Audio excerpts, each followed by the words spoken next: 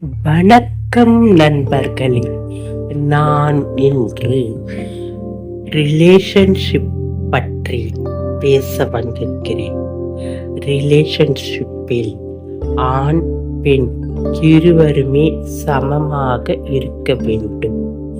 ஒரு பெண்ணுக்கு தன்னுடைய துணை தன்னை எந்த விதத்திலும் அவமரியாதை செய்யவில்லை என்று உணரும்போது அவள் நிம்மதியை உணர்வாள். அதேபோல் ஆண் துணைக்கும் தன்னுடைய மனைவி தன்னை மரியாதை செய்கிறார் என்று எண்ணம் வரும்போது அவனும் சந்தோஷமாக இருக்கிறான்.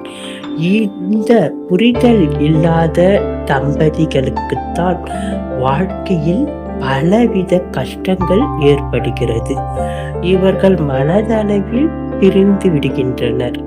இப்படிப்பட்டவர் பலர் இப்பொழுது வாழ்ந்து கொண்டு இருக்கிறார்கள்.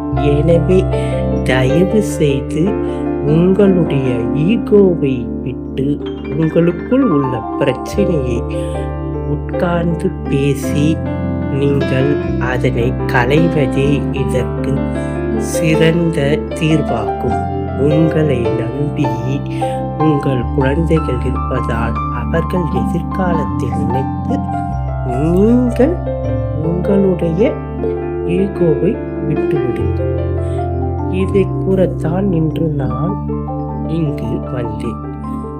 எனவே மக்களை தயவு செய்து சண்டையிடாமல் அமைதியாக வாழ பழகுங்கள்.